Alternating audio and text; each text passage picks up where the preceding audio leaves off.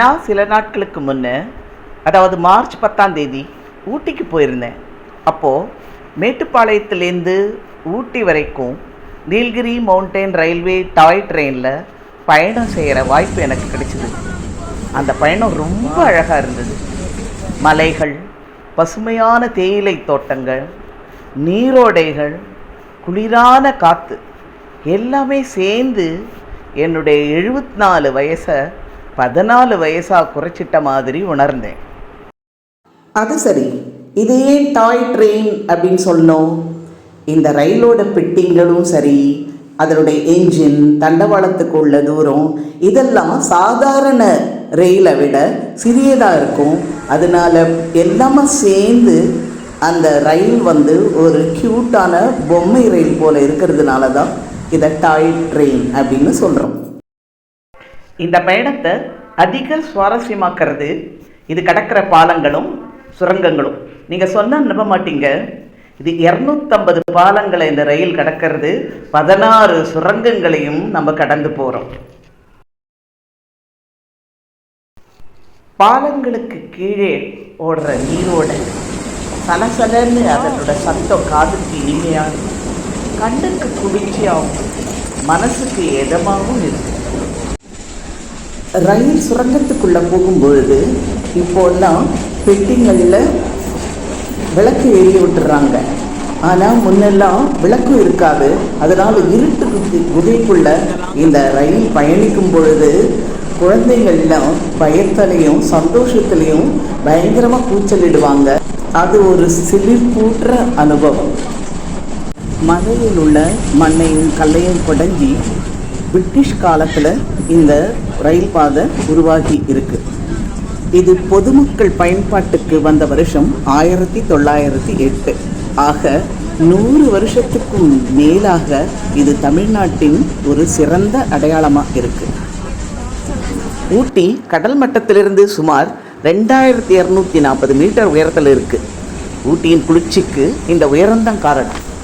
மேட்டுப்பாளையத்திலிருந்து குன்னூர் வரைக்கும் மலை மிக உயரமாக இருப்பதால் இந்த ரயில் சிறப்பு முறையில் மெதுவாக மலை ஏறும். அது என்ன சிறப்பு முறை? Rack and pinion system. தமிழில் சொல்லப்போனால் பல் சக்கர தண்டவாள முறை. தண்டவாளத்தின் நடுவில் பற்கள் இருக்கும், என்ஜினுக்கு கீழே சக்கரம் இருக்கும். இந்த சக்கரம் பற்களை பிடிச்சிட்டு மெதுவாக ரயிலை மேலே தள்ளிக்கொண்டு மலை ஏற வைக்கும்.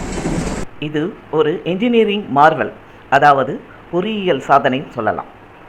ரயில் பல நிலையங்களை கடந்தாலும் ஒரு சில நிலையங்களில் நிற்கும்.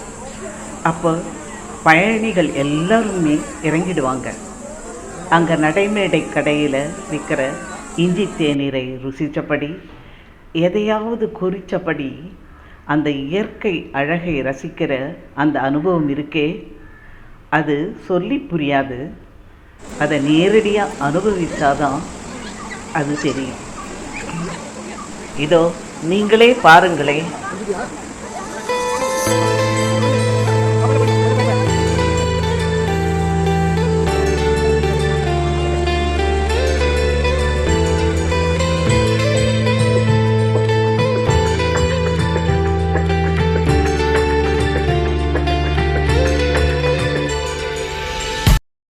ரயில் கல்லார், ஹில்க்ரோவ், ரன்னிமேடு இந்த இடங்களெல்லாம் நின்று இப்போது குன்னூர் அடைஞ்சிருக்கு.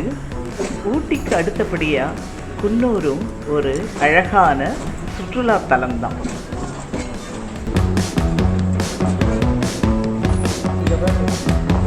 முன்னெல்லாம் இந்த ரயில் நீராவி என்ஜினை கொண்டு தான் இயக்கியிருக்காங்க.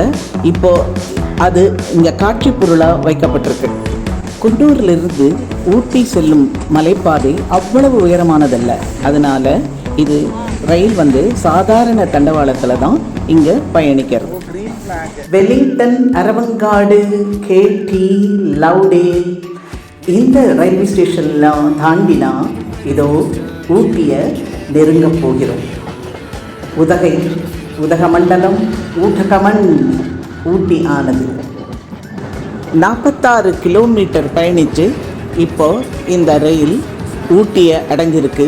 இது அதுக்காக எடுத்துக்கொள்கிற நேரம் பொதுவாக 4:30 மணியிலிருந்து 5 மணி நேரம். ஆனால் நமக்கு கிடைக்கிற அனுபவம் வாழ்நாள் முழுக்க நாம் பொத்தி பாதுகாக்க வேண்டியதாக இருக்கு.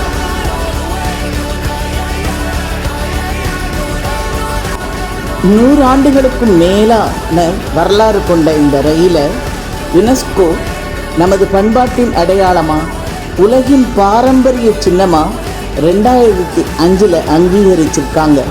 இது நாம் எல்லோரும் பெருமைப்படக்கூடிய ஒரு விஷயம். நீங்களும் வாய்ப்பு கிடைச்சா ஊட்டி டாய் ட்ரெயினில் வாங்க, எங்களை போல சந்தோஷத்தை அனுபவிங்க.